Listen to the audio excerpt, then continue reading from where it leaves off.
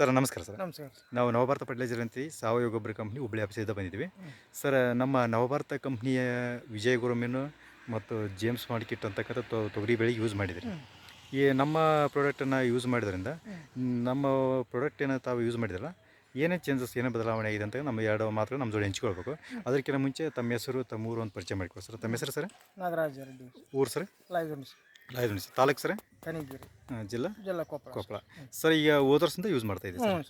ಇದಕ್ಕಿಂತ ಮುಂಚೆ ಯಾವ ಗೊಬ್ಬರ ಏನೇನು ಯೂಸ್ ಮಾಡ್ತಿದ್ರಿ ಸರ್? ಯಾವ ಬದ್ಲಿ ಹೊಡ್ತಿದ್ವಿ ಸರ್. ಬದ್ಲಿ ಕಂಪ್ನಿ ಇಷ್ಟು ಕಾಪ್ ಬರ್ತಿದ್ದಲ್ರಿ. ಏನು ಚೇಂಜಸ್ ಆಗಿದೆ ಸರ್ ಅದಕ್ಕೆ ಇದಕ್ಕೆ ಇದು ಮಾಡಿದ್ರೆ? ಕಾಯಿನೂ ಏನು ಗಿಡಿ ಇಲ್ಲ, ಕಾಪುನು ಚೆನ್ನಾಗೈತಿ. ಕಾಪ್ ಸೆಟ್ಟಿಂಗ್ ಚೆನ್ನಾಗಿದೆ ಅಂತ ಹೇಳ್ತಿದ್ರಿ. ಈ ಎಣ್ಣೆ ಯಾವುದು James Bond kit, James Bond ವಿಂಜಮೇಲ್ ವಿಜೇತಾನ ಅಂತ ಪ್ರಾಡಕ್ಟ್ನ ಯೂಸ್ ಮಾಡಿದ್ರಿ.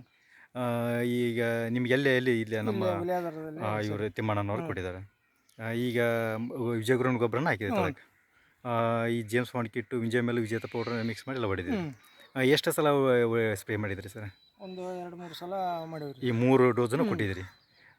ಒಳ್ದು ಎಷ್ಟು ದಿನ ಕೂಡ ಎಲ್ಲ ನಿಮ್ಗೆ ಸತ್ತಿದಾವ್ರಿ? ಒಂದು ವಾರ 22 ದಿನ 25 ದಿನ ತನಕ ಬಂದಿದ್ದಾವ್ರಿ. ಮತ್ತು ಈಗ ಈ ಕಾಪೆಲ್ಲ ಚೆನ್ನಾಗಿ ಸೆಟ್ಟಿಂಗ್ ಆಗಿದೆ. ಚೆನ್ನಾಗೈತಿ. ಮತ್ತು ಈ ಬೇರೆ ರೈತರಿಗೆ ಏನು ಹೇಳಕ್ಕೆ ಇಷ್ಟಪಡ್ತೀರಿ ಸರ್? ಬರೋಲ್ರಿ ಇದನ್ನ ಹೊಡಿ ಅಂತ ಹೇಳ್ಬೋದು ರೀ. ಹಾಂ ಸರ್. ಏನೇನು ಇದು ಸೆಟ್ಟಿಂಗ್ ಇದ್ರೊಳಗೆ ಆಗಿರ್ಬೋದು?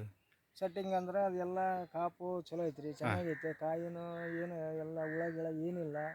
ಮಗ್ಗಿ ಗಿಡ್ಗಿ ಡಬಸ್ತೈತೆ. ಎಲ್ಲ ರೈತರು ಬಳಸ್ಬೋದು ಅಂತ ಬಳಸ್ಬೋದು, ಏನು ಎಫೆಕ್ಟ್ ಇಲ್ಲ.